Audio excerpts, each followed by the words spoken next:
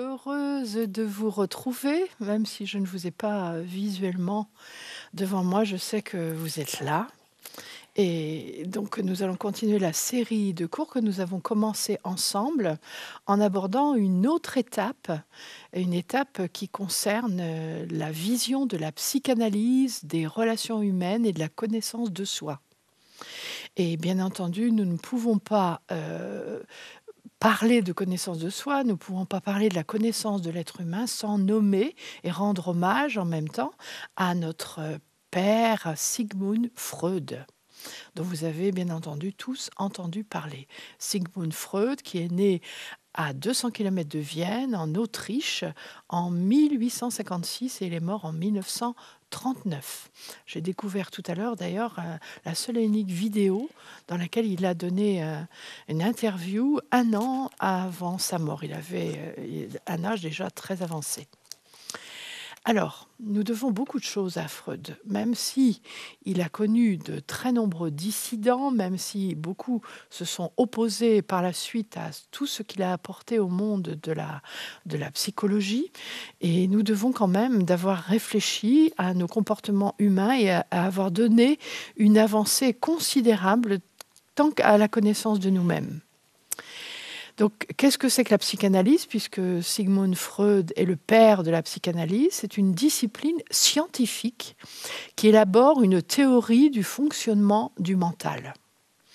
Dans les premiers cours, nous avons aussi regardé une théorie du fonctionnement du mental qui était attribuée plus tôt dans les premiers cours sur les jeux psychologiques, les signes de reconnaissance à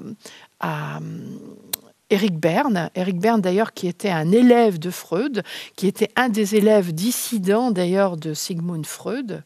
Nous avons un petit peu parlé aussi de l'écoute active, de l'écoute centrée sur la personne, que nous devons à Carl Rogers ou à Thomas Gordon. Et toutes ces personnes qui connaissaient parfaitement les théories de Sigmund Freud et qui ensuite ont développé la leur. Mais Sigmund Freud a défini, lui, la personnalité comme étant composée de 3 instances. Il a appelé ça des instances.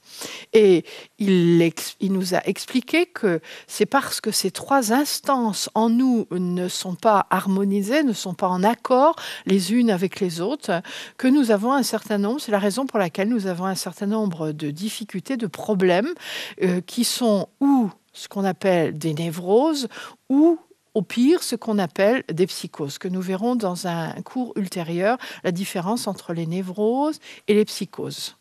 Alors, qu'est-ce que c'est que ces 3 instances d'après Sigmund Freud? Alors, les 3 instances, c'est ce qu'on appelle le ça, le moi et le surmoi.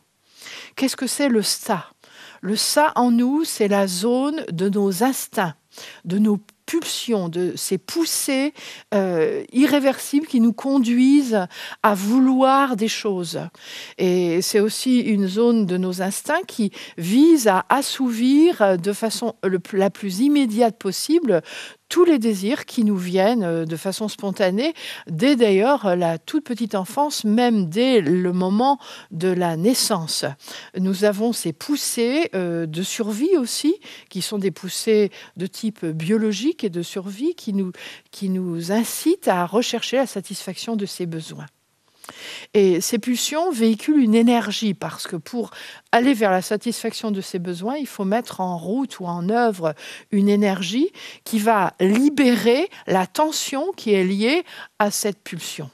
Si par exemple, j'ai très envie de manger parce que j'ai extrêmement faim, le fait d'avoir envie de manger va me pousser au niveau de mon énergie à chercher de quoi me nourrir. Et dès que je vais être nourrie, eh bien, je vais ressentir un sentiment de satisfaction, d'apaisement en tout cas, même si ce que j'ai trouvé pour me nourrir n'est pas tout à fait ce que je désirais.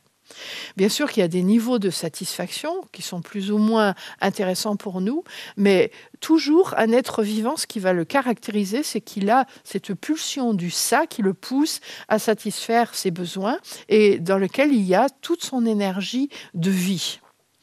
La libido, ce que Freud appelait la libido, c'est justement cette pulsion en nous du ça. Et Donc elle vise à satisfaire les besoins de l'enfant et bien sûr ensuite les besoins de l'adulte. Pour Freud, il y avait 2 besoins fondamentaux chez l'enfant qui étaient à la fois le besoin de se nourrir et le besoin de déféquer, donc d'aller aux toilettes. Déféquer étant le terme qui est utilisé dans ces cas-là. Et lorsque l'enfant va devenir un adulte, ce besoin qui au départ était un besoin de se nourrir et ensuite un besoin de faire ses besoins, donc de déféquer, va se transformer en un besoin sexuel qui aura aussi tendance à vouloir se satisfaire. Donc, pour Sigmund Freud, un être humain équilibré est quelqu'un qui sait satisfaire les pulsions du ça de manière juste. Et il ne peut le faire de manière juste que parce qu'il est en accord aussi avec les 2 autres instances qui sont le moi et le surmoi. Donc le surmoi, c'est cette partie en nous qui va veiller à ce que le ça ne déborde pas. Effectivement, si j'ai envie, par exemple, de manger ou que j'ai une envie, une pulsion de vie qui me pousse à vouloir la satisfaire, il va bien falloir à un moment donné que quelque chose en moi régule cette pulsion. Sinon, il n'y a pas de limite à ma pulsion. Si, en tant qu'adulte, j'ai un désir physique vis-à-vis d'une personne, le désir physique que j'ai en lui-même n'est pas un mal. C'est dans le fait d'être incapable de le contrôler que le mal existe, de le contrôler et de faire éventuellement du mal à celui qui est en face de moi. Et c'est le surmoi à l'intérieur de moi, cette instance que l'on appelle le surmoi, qui va me poser les limites et qui va poser les limites au ça qui est en moi et qui veut satisfaire tous ses désirs et tous ses besoins. Le surmoi se forme tout doucement chez l'enfant grâce aux interdits qu'il reçoit de la part de ses parents et des exigences des parents que nous avons vues par ailleurs et que nous avons nommées autrement lorsqu'on a étudié les jeux psychologiques et le scénario de vie avec Eric Berne. Donc le surmoi à l'intérieur de l'enfance a une fonction de juge, de censeur et d'interdit et il permet de régler les pulsions du ça. Il est aussi en nous ce qu'on appelle le sens moral et l'éthique. C'est ce qui nous permet de savoir aussi ce qui est bien et ce qui est mal. Ensuite, la 3e instance pour Sigmund Freud, c'est ce qu'on appelle le moi. Donc on a le ça, la pulsion de vie qui nous pousse à vouloir et à satisfaire nos envies, nos besoins. Ensuite, on a le surmoi qui veille quand même à ce que ça ne soit pas dans un trop grand débordement. Et puis le moi qui est là au milieu, un petit peu comme un compromis entre les 2. Parce que qu'est-ce qui permet de savoir que je suis dans le débordement ? Un surmoi qui est trop important, trop rigide, aurait tendance à trouver que je suis toujours dans les débordements. Et un ça qui est un petit peu trop débordant aurait tendance à ne pas voir quand il y a un endroit où c'est pas juste de déborder. Eh bien, c'est le moi qui va me permettre de trouver le compromis entre les 2. Et comment ce moi va me permettre de le trouver ? C'est que le moi va nous permettre de nous adapter à la contingence et à ce qui se passe autour de nous. Par exemple, si je suis seule dans mon appartement et que j'ai brutalement une envie de manger quelque chose, c'est une pulsion de mon ça, je vais aller à mon frigo et je vais essayer de satisfaire cette pulsion en mangeant quelque chose dans mon frigo. Et le surmoi va me permettre de modérer ce que je vais manger. Mais comme je suis seule dans mon appartement, je peux éventuellement me permettre un petit excès en buvant un petit peu trop d'alcool, par exemple, parce que je suis chez moi directement, que je vais pouvoir me coucher, m'allonger, et que ce n'est pas trop dangereux de boire un petit peu trop d'alcool ce soir-là. Donc je me suis arrangée entre le ça et le surmoi. Par contre, si je suis, chez des amis et que je suis à 100 kilomètres de chez moi et qu'il est, 23 heures le soir, j'ai une pulsion de mon sac qui me pousse à vouloir consommer de l'alcool.